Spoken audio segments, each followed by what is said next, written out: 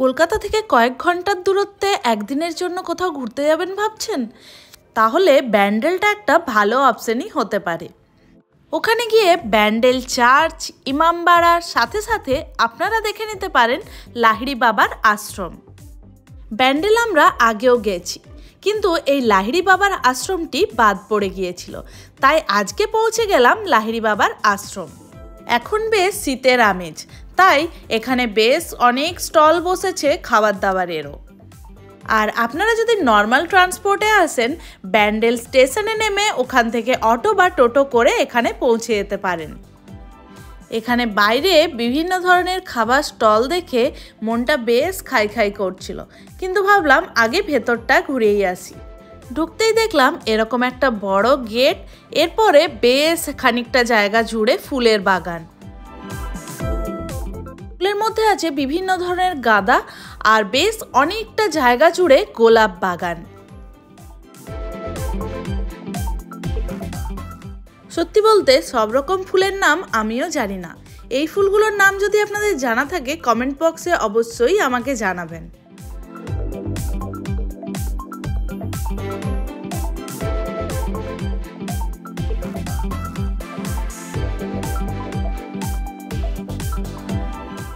এইসব দেখতে দেখতে আমরা এগিয়ে চললাম মেন আশ্রমের দিকে।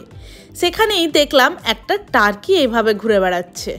এত কাছ থেকে প্রথমবার দেখে সত্যিই একটু অবাক লাগছিল। এখানে দেখলাম মা দুর্গার বিভিন্ন রূপের মূর্তি বানানো আছে।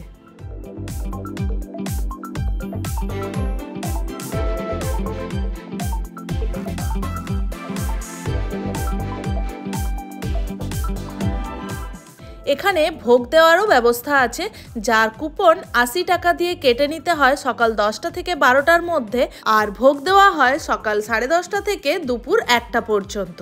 এখানে দেখলাম বাচ্চাদের মনোরঞ্জনের জন্য একটা ছোট্ট পার্ক মতো করা আছে, যেটা আপনারা মেন মন্দির বা মেন আশ্রম যাওয়ার রাস্তায় পাবেন। এই আশ্রমের ভেতরে রাত্রি যাপনেরও ব্যবস্থা আছে। এরপর উপাসনা গৃহ পাশে রেখে বিভিন্ন মূর্তি কারুকার্য দেখতে দেখতে আমরা এগিয়ে চললাম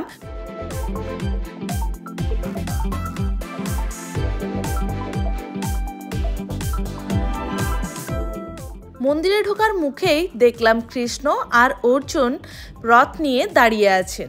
কি অপূর্ব সে দৃশ্য দেখে চোখ জুড়িয়ে গেল। এরপর লাইন দিয়ে ঢুকে পড়লাম আশ্রমের ভেতরে।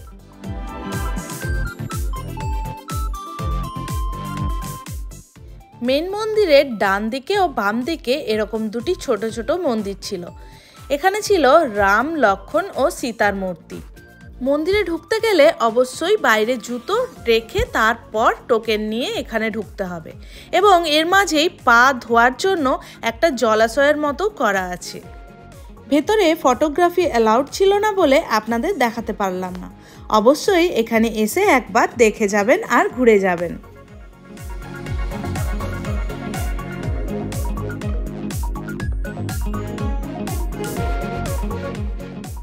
মন্দিরে ঢোকার জন্য কোনো এন্ট্রি ফি না থাকলেও বাইরে পার্কিং, এখানে জুতো রাখা এবং প্রসাদ গ্রহণের জন্য আপনাদের নির্ধারিত মূল্য দিতে হবে। বেরোনোর মুখে দেখলাম প্রচুর পিঠে, পুলি এবং আরও নানান খাবারের স্টল বসেছে। কুপনটা কেটে নিয়ে এক প্রকার আফসোস হচ্ছিলও বলতে পারেন। তাই আমরা এগিয়ে চললাম যেখানে ভোগ দেওয়া হচ্ছিল। বাইরে এখান থেকে হাত ধুয়ে ঢুকে পড়লাম। নষ্ট করবেন না, যতবার দরকার ভাত তরকারি এসে নিয়ে যাবেন। বারবার দেওয়া হবে, ভাত তরকারি এখানে এসে নিয়ে যাবে।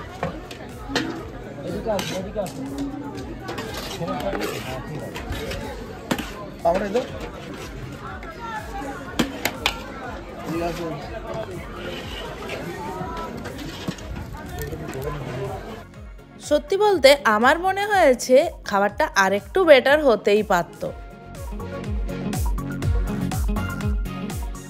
তো বাস খাওয়া দাওয়া করে এবারে আমরা রওনা দিলাম বাড়ির পথে। ভিডিওটা কেমন লাগলো আমাকে অবশ্যই কমেন্ট করে জানাবেন। যদি ভালো লেগে থাকে একটা লাইক করবেন, আর যার সাথে এখানে যেতে চান তাকে অবশ্যই শেয়ার করে দেবেন। আজকের মতো এতটাই, পরে দেখা হচ্ছে অন্য কোনো ভিডিওতে। টাটা।